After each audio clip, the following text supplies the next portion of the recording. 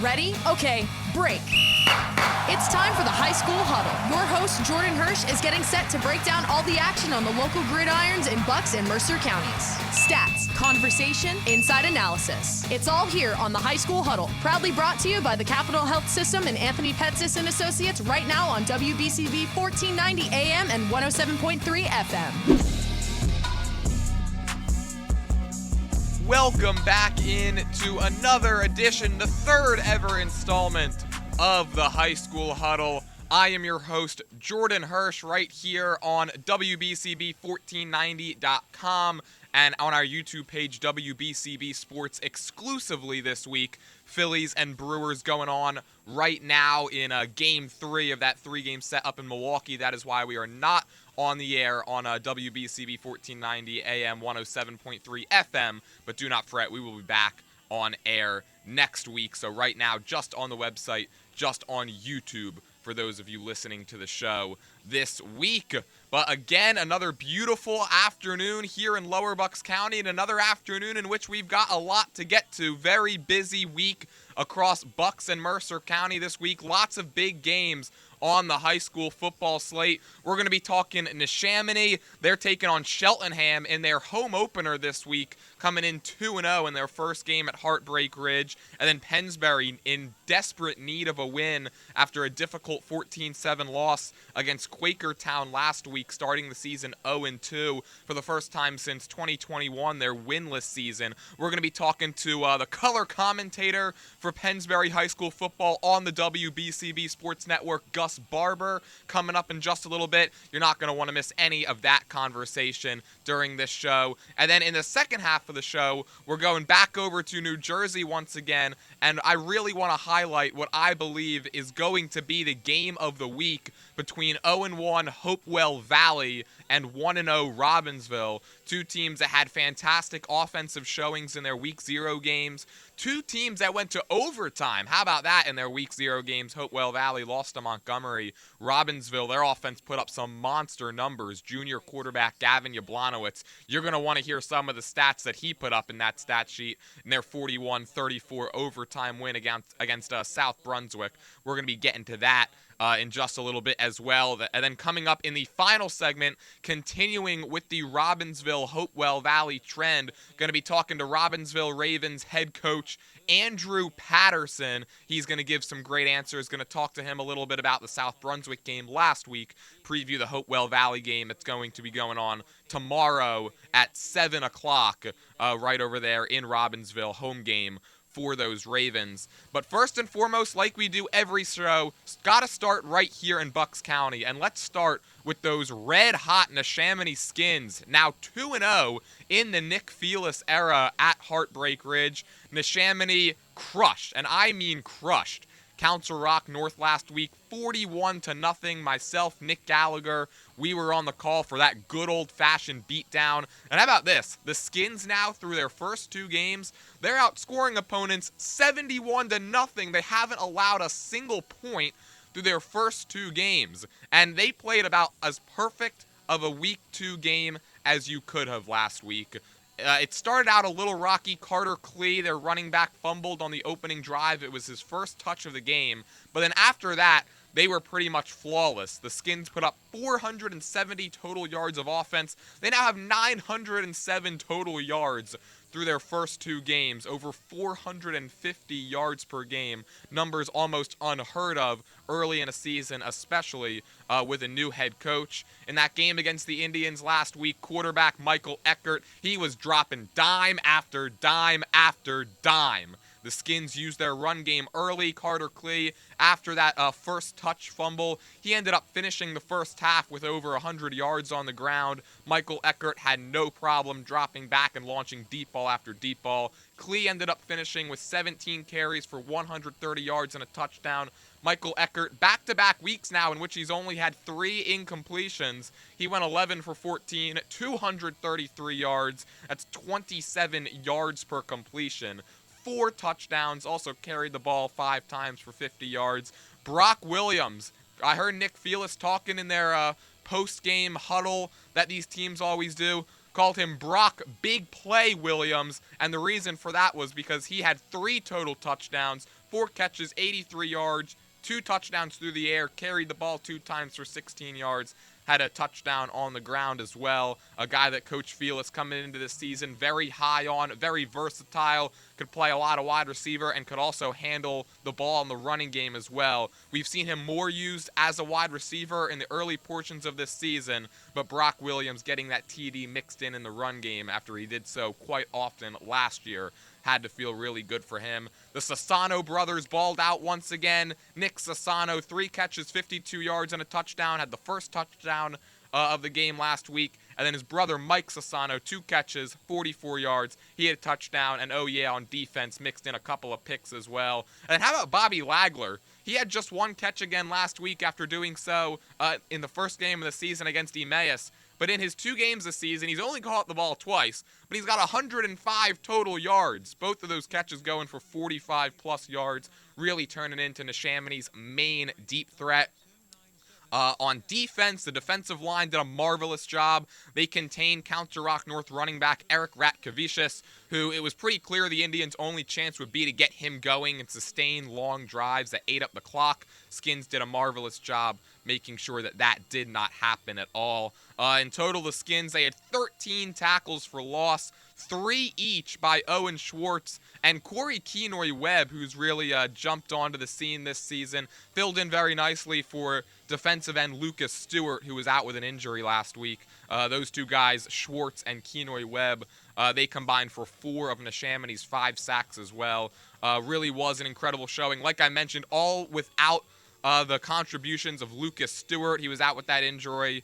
Kenoy-Webb filling in very nicely as his replacement. Penalties, once again, were a bit of a problem for the Skins, but again, you go up against a Council Rock North team where you have a little bit of leeway in terms of making mistakes, and the Skins were able to cruise. Going forward in the season, once you start to play some of those tougher in-division opponents, would like to see those penalty numbers come down, but still early, and you can't expect the team to be picture perfect through their first 2 weeks, so the one hiccup for Neshaminy is those penalties. They're taking on Cheltenham tomorrow night. Myself, Nick Gallagher, we're going to be back on the call for you from Heartbreak Ridge for the first time this season, facing a Cheltenham Panthers team, 7 o'clock tomorrow. They're 0-2. Last season, the Skins eked out a 21-14 win on the road against Cheltenham. Wasn't a great game for Michael Eckert in the passing department, just 8 for 17, 112 yards and a TD. Brock Williams, mentioned he was more of a runner last season. He had 15 carries for 76 yards and a touchdown. It really ended up being the turnover battle last year that proved to be the difference. The Skins won that 4-0. Defense forced 2 fumbles and also ended up with 2 interceptions as well.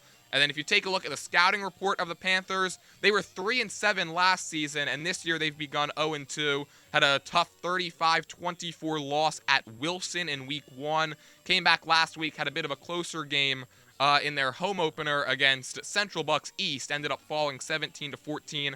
They're led by their junior quarterback, Kendall Jackson, a guy who's got a very strong arm. Stats were not readily available for the game against CB East last week, but in his Week 1 game against Wilson, he was dominant. 12 for 23, 324 yards, 4 touchdowns, and 1 interception. And that's because he's got real big play threats in the wide receiving game. Zeke Upchurch and Carson Gideons are 2 guys that can really stretch the field. They have the ability, I think, to be one of the best wide receiver duos in this area.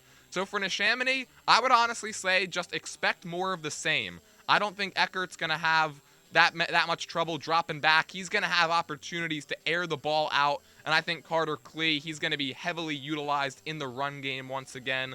The Skins' forte this season has just been to get ahead and stay ahead. I don't really forecast that this offense is going to have any problems getting off to that fast start once again.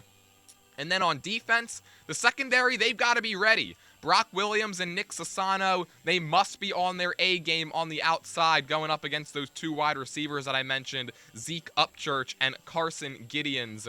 I would expect to see a little bit more zone coverage from this Neshaminy team, perhaps less of an emphasis on getting to the quarterback. I would expect safeties, Dan McGarity, and Mike Sassano, they're going to need to provide relief on the outside and even expect to see their linebackers, guys like Carson Schneider and Luke Howell, who we're used to seeing clogging up holes in the running game, getting to the quarterback on some of those blitz packages. I think they're going to drop back in coverage a little bit more because I really do think for Neshaminy to have another dominant defensive showing, the emphasis has to be on containing some of the wide receiving game, the passing game that Cheltenham possesses. If they're able to do that, I don't see any reason why Neshaminy will not be 3-0 going into that very much anticipated game against North Penn next week at home. So I just think Neshaminy, this game's set up. It has all the makings for them to go out there and have another dominant showing. I'm not saying they're going to go out there and that they're going to shut another team out, although I did say that last week and then look what happened. But I think that this has all the makings to be another easy win for those Neshaminy Skins.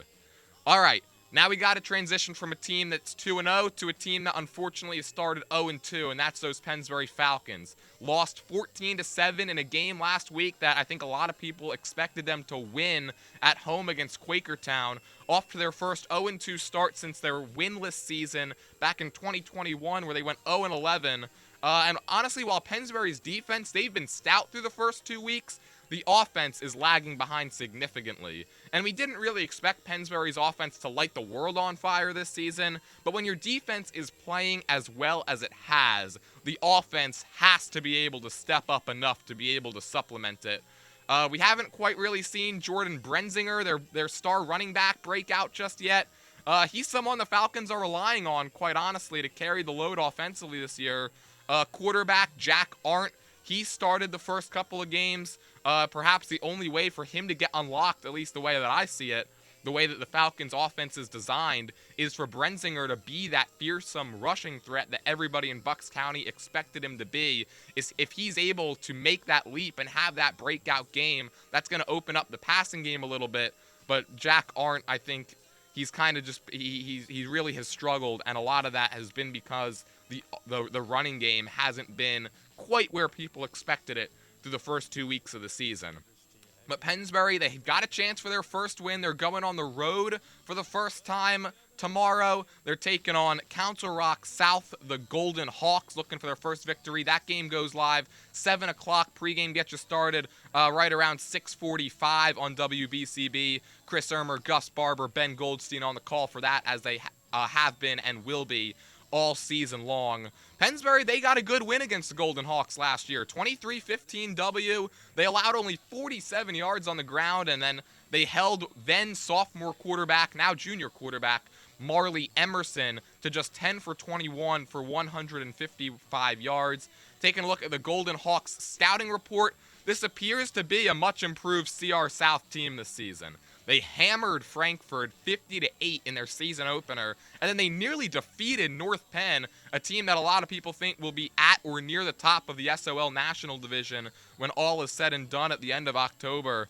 They fell 21-14, but kept it very close. Defense played very nicely in that game last week.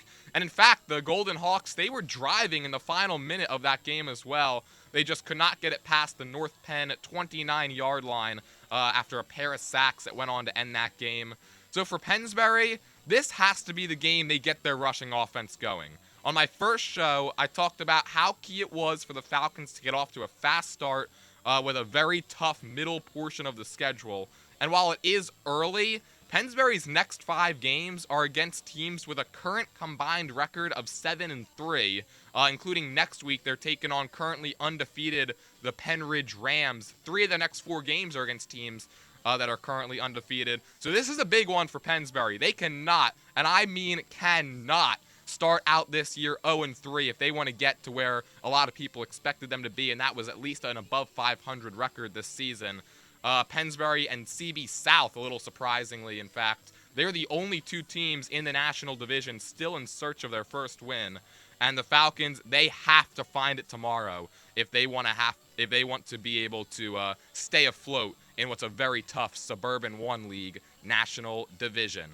And how about this, guys? Speaking of the Pennsbury Falcons, coming up next, we're going to talk to the color commentator of Pennsbury High School, not just football, but athletics as a whole, Gus the Bus Barber. You hear him every week on our YouTube page, WBCB Sports, alongside Chris Ermer and Ben Goldstein on all of our Pennsbury Falcons coverage, not just in the fall, but in the winter and in the spring as well. So when we come back, we're going to be talking to Gus, going to ask him a little bit about this tough 0-2 start for the Falcons. Also dive into their game tomorrow against Council Rock South. Does Gus think this is the game that Pennsbury picks up their first win in the 2025 season? Find out right after this here on WBCB Sports on YouTube and WBCB1490.com. Today's show is proudly sponsored by Anthony Petsis and Associates, voted the best financial advisory firm in Bucks County for 13 years by the Bucks County Courier-Times. Anthony Petsis and Associates delivers people-centered advice, empowering you to take control of your financial future with confidence. Their firm is committed to helping your family build and preserve wealth for the next 100 years. If you're interested in becoming a client of the top-rated financial advisory firm in Bucks County, please contact Anthony Petsis and Associates at 215-968-6638. That's 215-968-6638. You can also visit their website at apetsis.com. Anthony Petsis and Associates. If you don't know where you're going, any road will take you there. Capital Health's primary care network continues to grow, bringing its extensive option of locations to your neighborhood. Whether you're scheduling a wellness checkup or not feeling well, advanced medicine starts with a Capital Health primary care doctor at locations near you in Mercer, Bucks, and Burlington counties. To find a Capital Health primary care location that's convenient for you, visit capitalmedicalgroup.org. That's capitalmedicalgroup.org. You're listening to the High School Huddle on WBCB 1490 AM and 107.3 FM. The High School Huddle is proudly brought to you by the Capital Health System and Anthony Petsis and Associates. Now back to your host, Jordan Hirsh.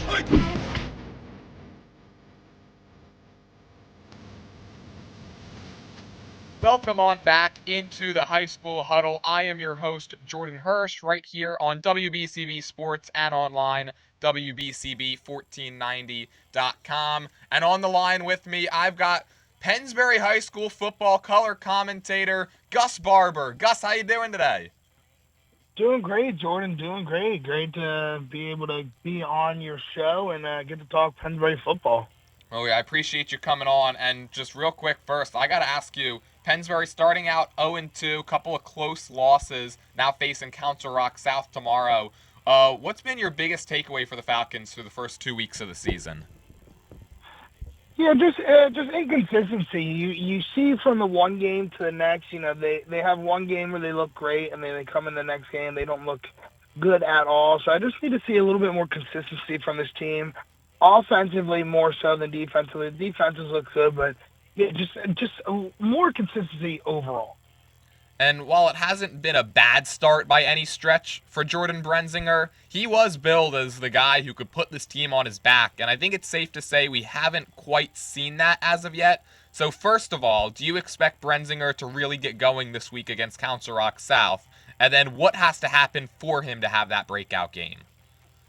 Yeah, well, if it's not going to happen this week, I don't know when it's going to happen. Brenzinger, like you said, supposed to be the guy. He is the face of this offense, a ground and pound led offense by head coach Galen Snyder. You're going to need the running back to do his job, and it's kind of a two-man job. But like you said, Brenzinger is the guy, and he hasn't had that bad of a start. The first game he did really well against Northampton.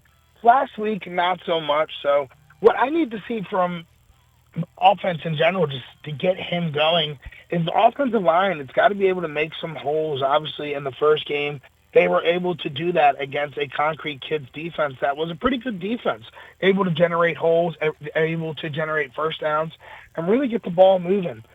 Last week, not so much. They weren't able to get really much done against Quakertown, not able to really open up any holes offensively at the line, and not really getting the running backs the momentum they need. And, Brenzinger, he's going to be great. He's going to be able to get you down the field, able to really rock that horse, but he's got to get going, and it's going to need help from the offensive line. And then at quarterback, it was rumored that David Kane was going to be the starter right up until a few minutes before the season opener. Now Jack Arndt has been the guy for the first 2 weeks, but he's really struggled in limited usage at the position. Do you feel like he's still kind of just building up in a sense, or could it be time we see David Kane in the next few weeks? Well, he is a sophomore, and this is his first year back at Pennsbury. He is a transfer. I believe he came from the Huddle school last year. So it's going to take him some time to really, I feel like, get adjusted with this system. It's not a quarterback-driven system, as you know. So for a quarterback, it's definitely going to take some getting used to. But I was expecting to see a little bit more of David Kane. Obviously, in the first game, you were going to see both of them play, and then David Kane got hit, threw a bad interception while he was getting hit, and we didn't really see him for the rest of the game. And we didn't see him at all last week. So wondering if maybe that was possibly an injury thing. He got hit the wrong way, landed the wrong way, or they just liked what they saw from Arndt. The first game he looked really well. Last game he had a rough game, had a couple bad decisions, a couple bad picks. So am I giving up on Arndt yet? No, because he still is a sophomore. He still is the first year back into this system. But would I be lying if I say I'm intrigued to see what David Kane could bring this offense? I wouldn't. I am very intrigued.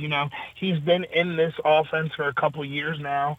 And like you said, we all thought he was going to be the starting quarterback coming into this season until that very last-minute change with Jack Arndt. They were going to see both of them, and then you really only saw Arndt. So I'm very intrigued to see what David Kane can bring this offense, but I'm not giving up on Jake Arndt quite yet since he is kind of fresh and new to the system as he is underclassmen. And of course, the Falcons, they are 0-2, but both losses were by one possession. Is this just a case of a team needing one or two more plays to go their way, or is there something more that's causing the Falcons to not come out on top in some of these early season games?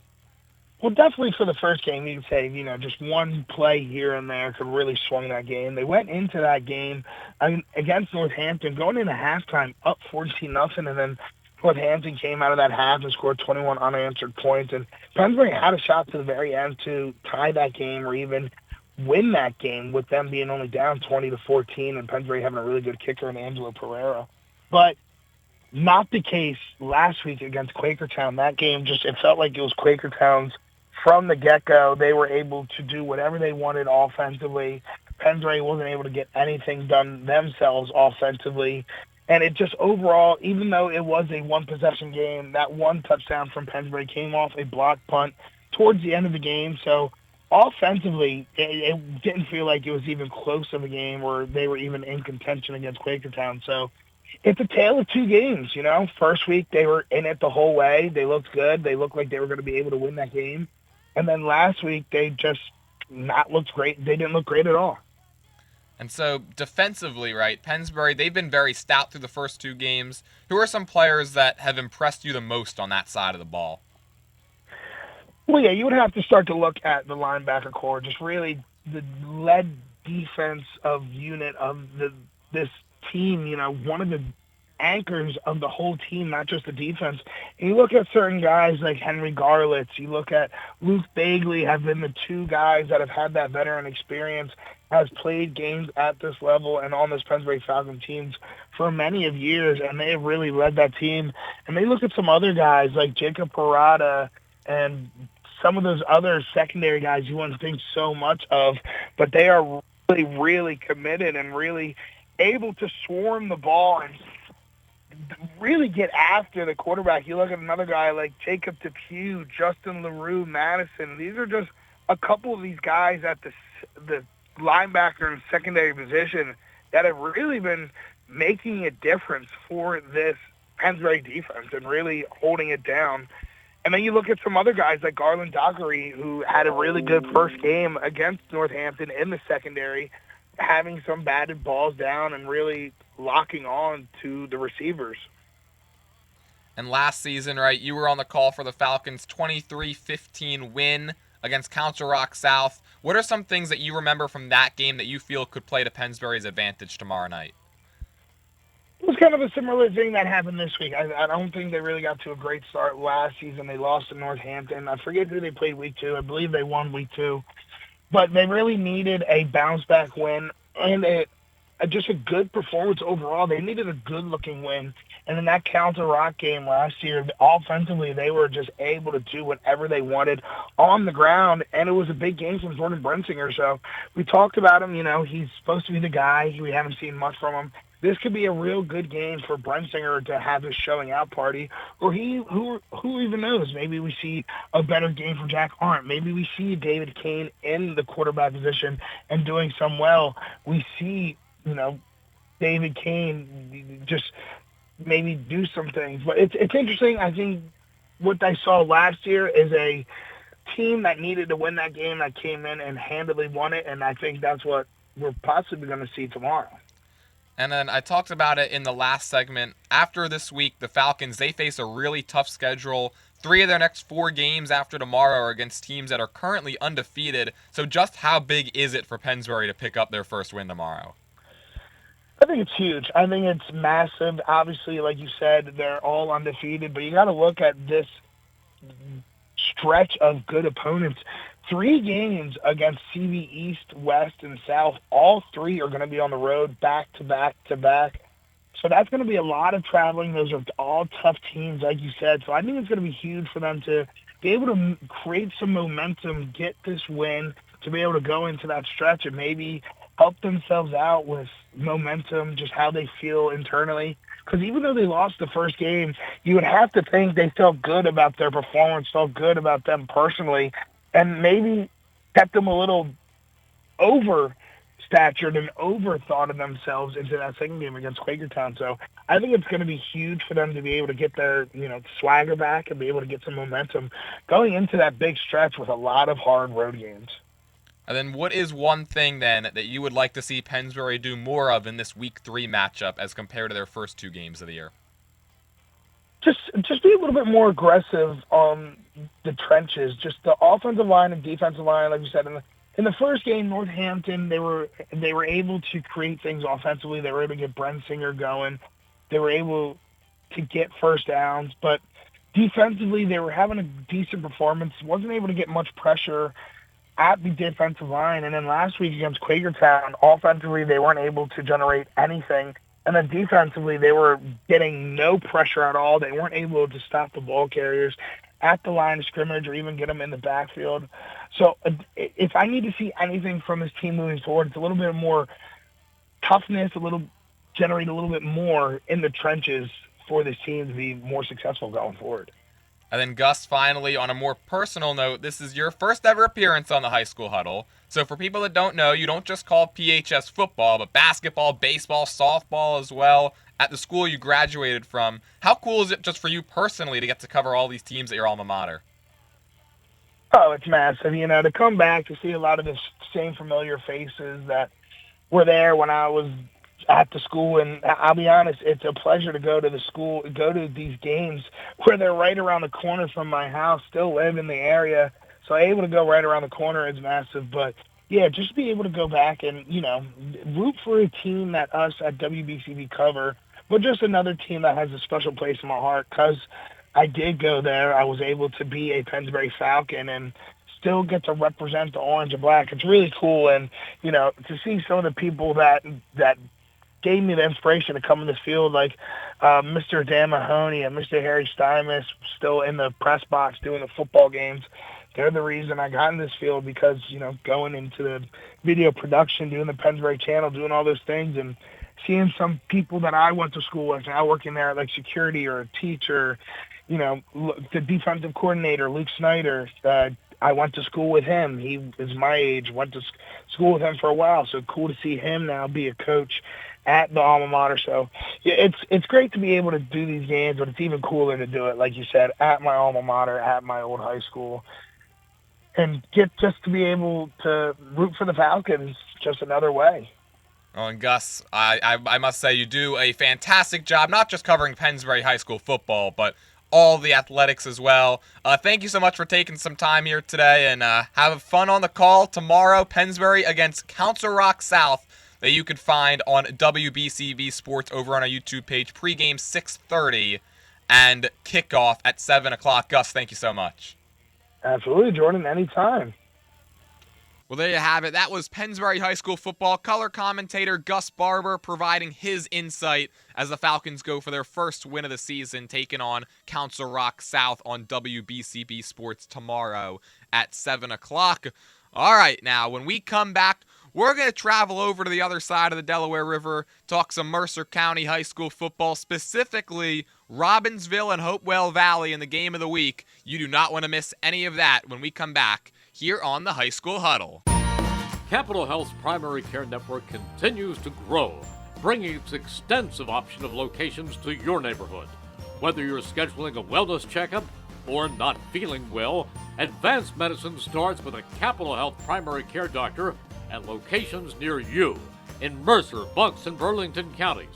To find a Capital Health primary care location that's convenient for you, visit capitalmedicalgroup.org. That's capitalmedicalgroup.org. You're listening to the High School Huddle on WBCB 1490 AM and 107.3 FM. The High School Huddle is proudly brought to you by the Capital Health System and Anthony Petsis and Associates. Now back to your host, Jordan Hirsh.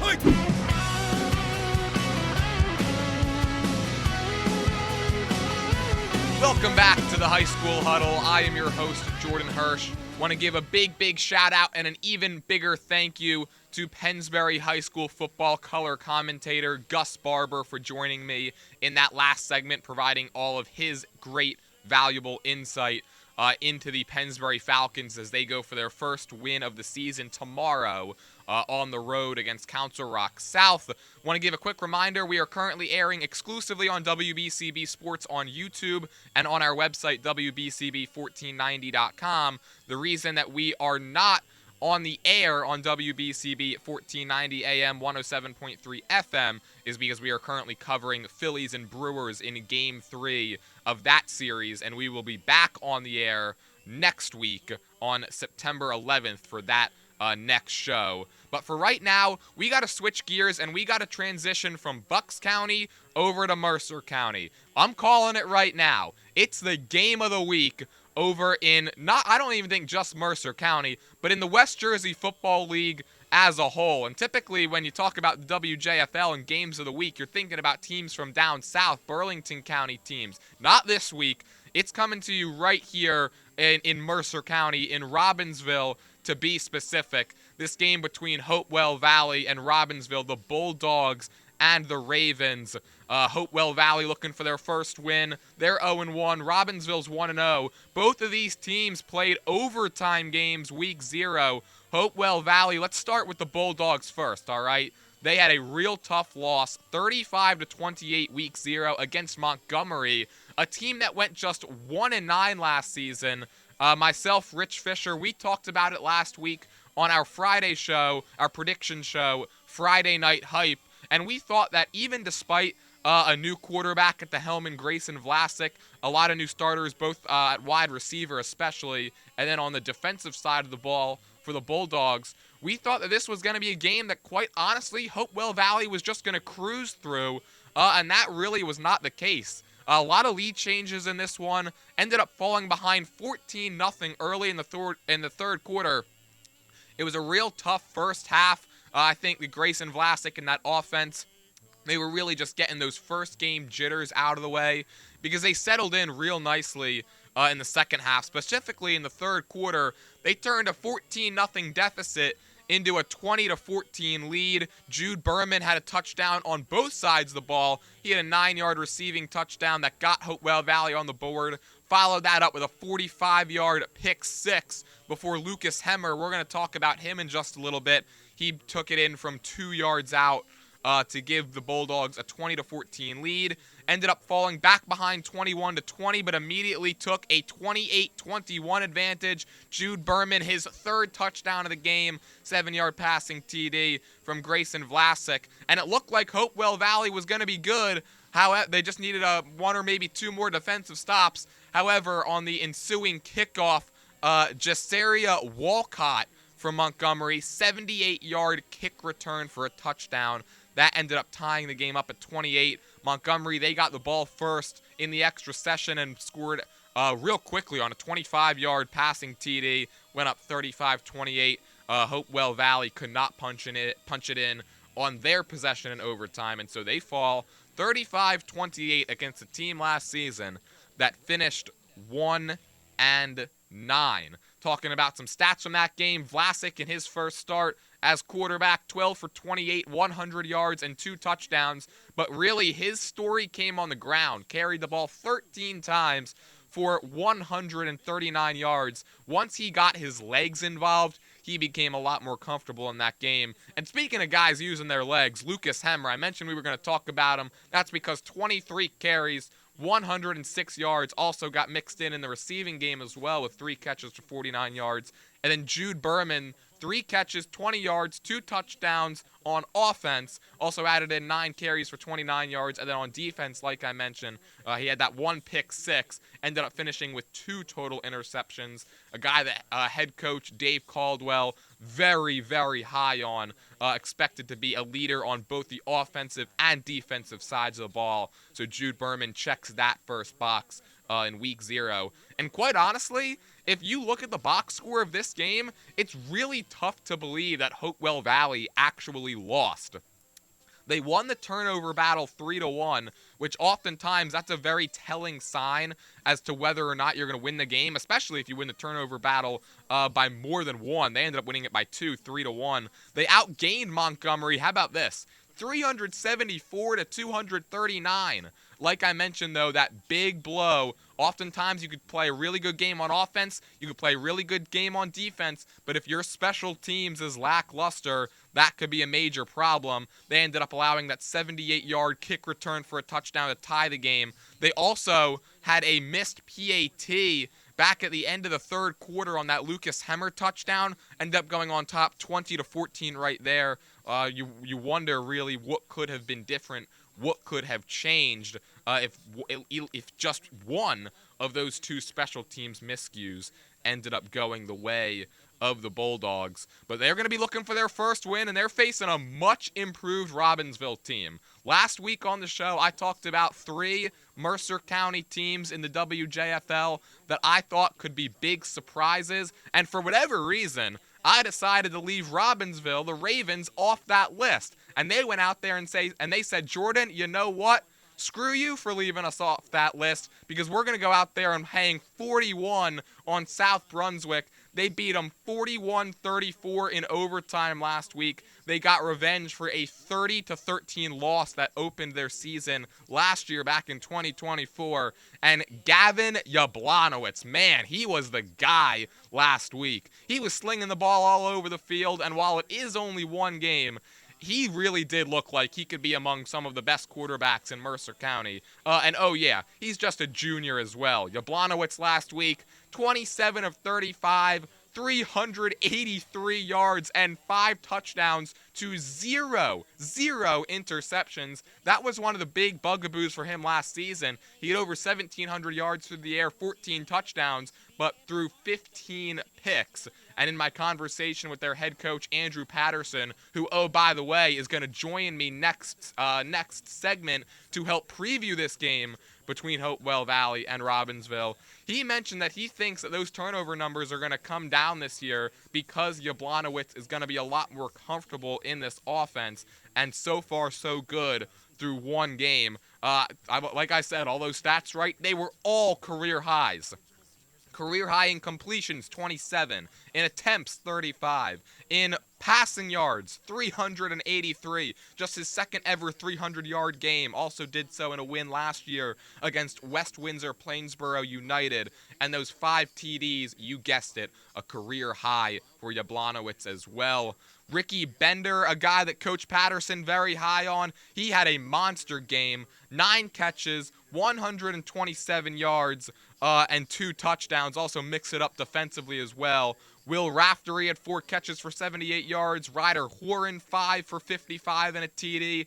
Alex Giordano, a very versatile player who grew a lot during this offseason as well. Patterson very high on the play of Giordano this season and his physicality. 3 catches, 2 of them went for touchdowns, 47 yards. And then Tim Cabral with 2 catches for 61 yards. They had 5 different receivers eclipse 50 or more yards. And a couple of 2 of them with multiple touchdowns. And honestly, oftentimes week 0 games, they can be topsy-turvy since it is the first time these teams get to play with one another in real game action. And that was kind of the case for Robbinsville last week. They held a 34-14 lead in the third quarter, but unfortunately they ended up allowing 20 unanswered points, surrendering a game-tying touchdown run late in the fourth. And they got a little lucky because the PAT was missed, going back to that conversation we had with Hopewell Valley about how special teams can be such an important determining factor if you're going to play a lot of these close games. That ended up setting up overtime. Ricky Bender caught a 10-yard touchdown pass, which proved to be the difference. And then Connor Skillman on South Brunswick's ensuing possession sealed the game with a game-winning interception. The one area of focus for Robbinsville that they're going to have to hone in on going into this Hopewell Valley game, however, they allowed 309 yards on the ground, 485 total yards in this game. So while the offense just absolutely balled out and was dominant really the whole way, their defense, man, they got to pick it up because they're facing a Hopewell Valley team who, after it seemed like they had those first half jitters in last week's game, they came out guns a-blazing and put up 28 second half points. So for Robbinsville, they have to be able to limit Hopewell Valley in the run game, especially with a guy like Lucas Hemmer and a mobile quarterback in Grayson Vlasic that the Bulldogs go out there and sport this week. But let's take a look at some keys to this game now. For Hopewell, it's got to be ground and pound. Put pressure on a Ravens rush defense that was very lackluster in week 0, like I just mentioned. Expect to see heavy doses of Lucas Hemmer and Jude Berman, and I think we're going to get to see some more designed runs for Vlasic as well. He seemed very comfortable when he was getting outside the pocket and using his legs to his advantage. I think Coach Caldwell's going to hone in on that, and he's going to have some designed play calls for Vlasic to be able to use his legs. I will be interested to see how Vlasic looks in his second start. Balled out in the second half after he shook off those first start jitters, used his legs a lot more, and I think a more comfortable Grayson Vlasic could also lead to a more well-rounded air attack, which could be very dangerous, especially late in the game, if Hopewell Valley establishes a dynamic rushing attack and are able to take advantage of potentially a defense in Robbinsville that may struggle going up against the run. But speaking of the Ravens, my keys for them this game, they got to treat this like it's a playoff game and just let Yablonowitz be the man. If it ain't broke, don't fix it, right? Robbinsville rushed for only 28 yards last week. Just 28, and they still won the game. But that's all they needed. I know it's early in the season, and for coaches, oftentimes this time of year, they like to preach balance. But the Ravens, man, they've got a chance to match their win total already from last season. They went just 2-8 last year. And they've got the opportunity to do so by beating a team that went to the Central Jersey Group 3 semis last year, and they beat them 49-20 in week 1. Go out there, if you're Robbinsville, do everything you can to show people why you are one of the best teams in Mercer County. You got a fantastic opportunity to do it tomorrow night, 7 o'clock. And defensively for the Ravens, they've got to be able to play the full 48 minutes. Because oftentimes you'll see good teams with records that don't quite indicate their success because they let leads slip away late. If Robbinsville's able to get out to another early lead, they cannot let it slip against Hopewell Valley in what could very well be a statement game for the Ravens, not just for this team, but for that program as a whole as well. Coach Patterson talked about wanting to have a season similar to the glory days of 2018 through 2021, and the way to do that is to reestablish a winning culture. Well, one thing that all winning cultures need to survive is that ability to get ahead and stay ahead. It's also going to be on the defense to make sure the Ravens go on top early, of course. Another thing that all winning cultures, at least in my mind, possess is the ability to have short memories. If you're Robbinsville, do not let those second half defensive struggles carry over into this game because it could get very ugly. Hopewell Valley, of course, featuring a very potent offense that Robbinsville has to contend with. So if you're the Ravens, just go out there, get right back in the swing of things because this is a group that has something to prove. And a group that is led by head coach Andrew Patterson. Guess what? We're going to be talking to him right after this break and ask him about that game against South Brunswick last week, get his thoughts on how Robbinsville is preparing for a potential statement game against Hopewell Valley tomorrow. Make sure you stay tuned for that. Coach Patterson of the Robbinsville Ravens, talking to him on the other side of this break right here on the High School Huddle. Today's show is proudly sponsored by Anthony Petsis and Associates, voted the best financial advisory firm in Bucks County for 13 years by the Bucks County Courier-Times. Anthony Petsis and Associates delivers people-centered advice, empowering you to take control of your financial future with confidence. Their firm is committed to helping your family build and preserve wealth for the next 100 years. If you're interested in becoming a client of the top-rated financial advisory firm in Bucks County, please contact Anthony Petsis and Associates at 215-968-6638. That's 215-968-6638. You can also visit their website at apetsis.com. Anthony Petsis and Associates. If you don't know where you're going, any road will take you there. You're listening to the High School Huddle on WBCB 1490 AM and 107.3 FM. The High School Huddle is proudly brought to you by the Capital Health System and Anthony Petsis and Associates. Now back to your host, Jordan Hirsh.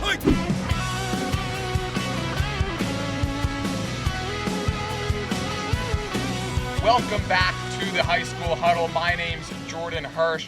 We just did a lot of talking about the game of the week in Mercer County between Hopewell Valley and Robbinsville. And joining me now is Robbinsville Ravens head coach, Andrew Patterson. Coach, how you doing today?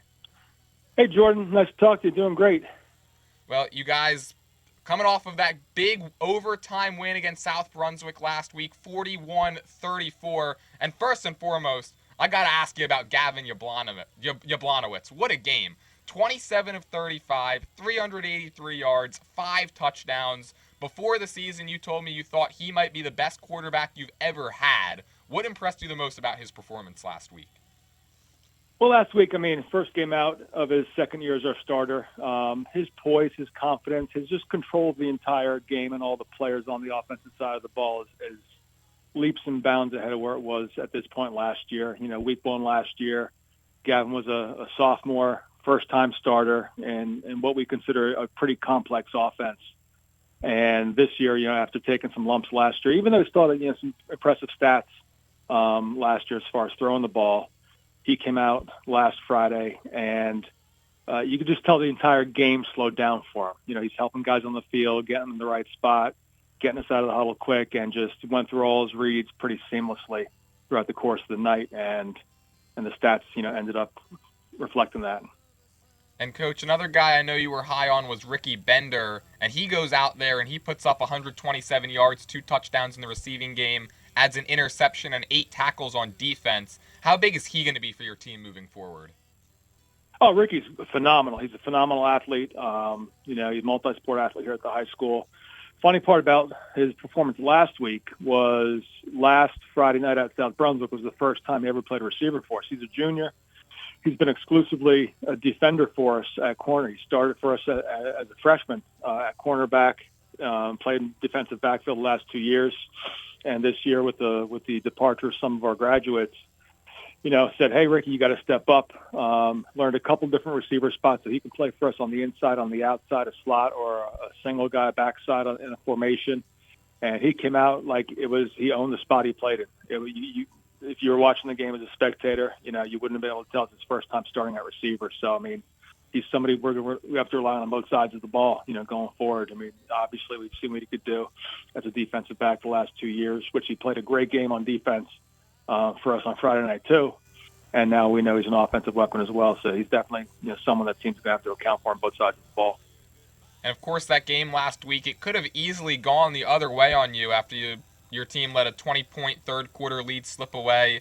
Do you feel like that was a team kind of just resting back on their heels a little bit, or was there something more that went into almost losing that game? Well, we got into it. We pretty much had a comfortable 2-score lead for most of the second quarter, third quarter. Got ourselves kind of botched up a little bit in the fourth quarter there because field position kind of flopped for the game. We had one drive where we needed to really get out of our own territory.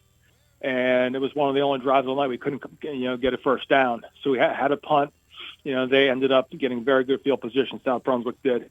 Managed to get down the field, burn some clock, and then got into another punting situation. I wouldn't say resting on our laurels.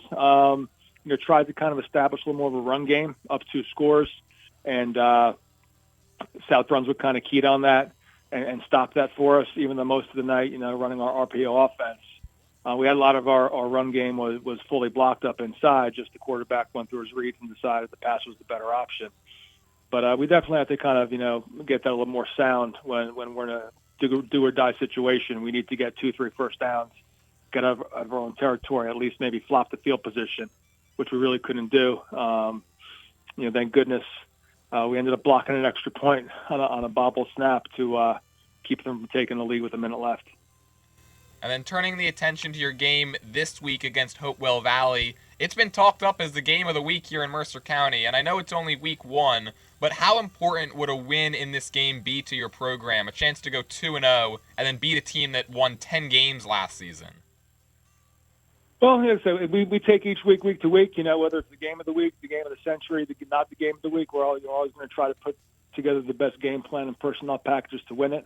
As far as Hopewell goes, anytime you play a Dave Caldwell coached Hopewell team, which we're going to see tomorrow, you're pretty much seeing, it's not just a team. They do everything well. You're not coaching against a team. You're kind of coaching against like a mindset they have. You watch them on film. Every position's well coached. I know we're going to be well scouted. They do things on film where it's like, wow, they must practice that, 100 times a day because it's done so well as far as, linebacker keys and watching pulling linemen and their defensive back drops and their offensive line.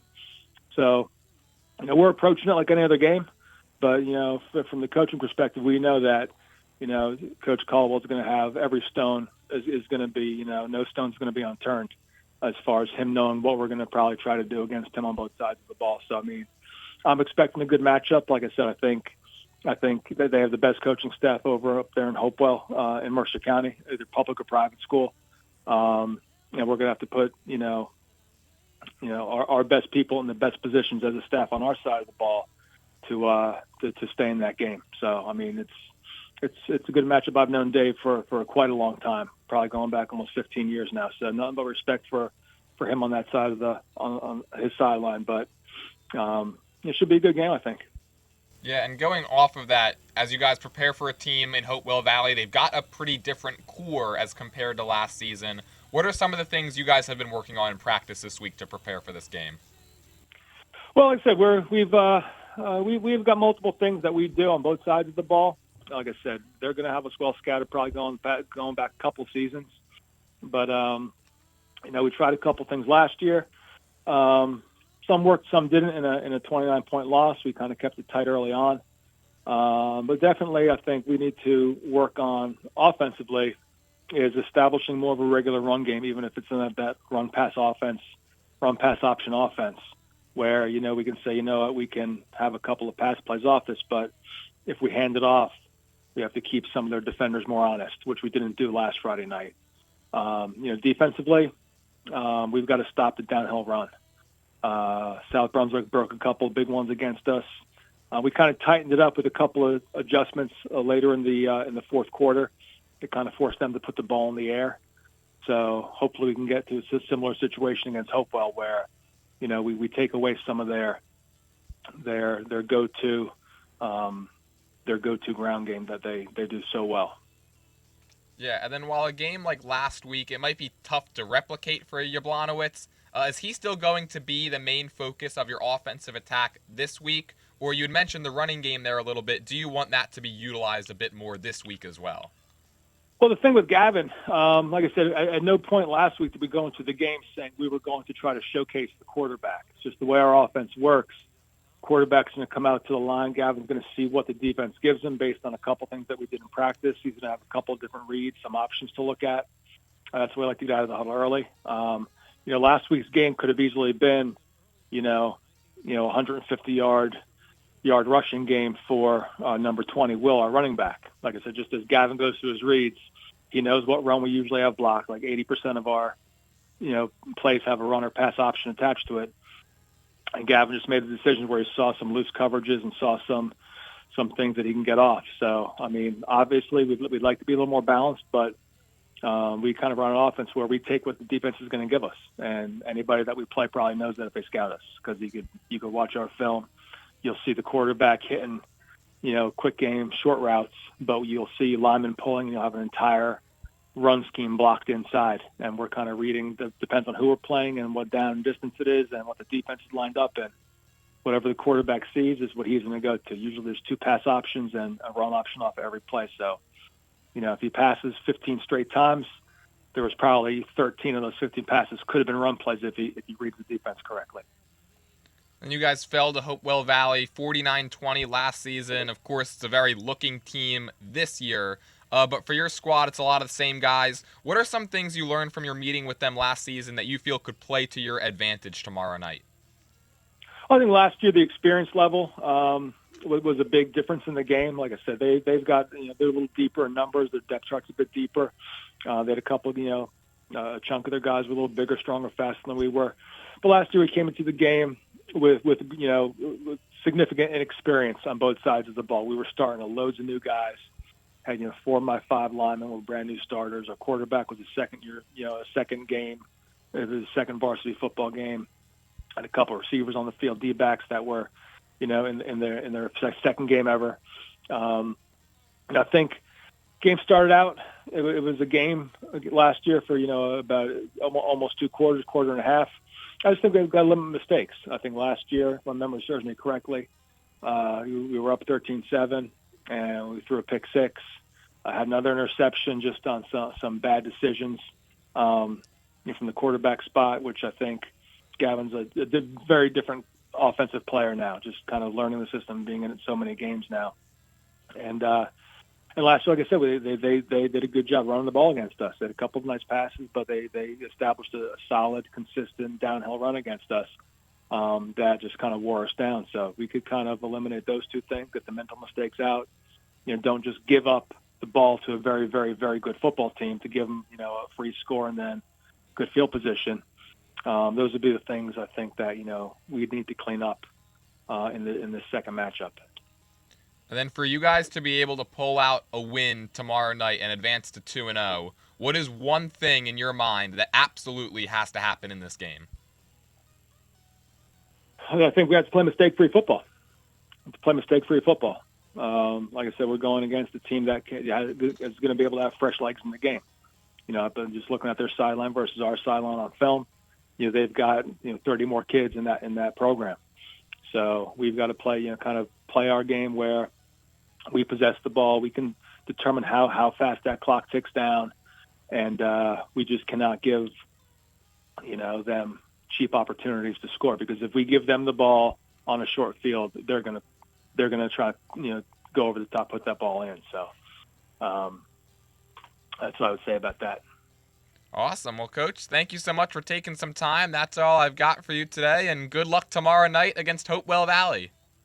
Thank you, Jordan. Take care. Thanks for the opportunity to talk to you. All righty. Well, there you have it. That was Robbinsville head coach Andrew Patterson. Ravens looking to make a statement, get to 2-0 as they take on a Hopewell Valley Bulldogs team hungry for their first win of the season after a tough 35-28 loss last week in overtime against Montgomery. But that's all the time we've got for you here on the High School Huddle. Thank you so much for tuning in on our YouTube page, WBCB Sports, as well as on the website, WBCB1490.com. We'll be back on the air with you, WBCB 1490 AM 107.3 FM next week. But until then, I say thank you for listening and have a great weekend, everybody.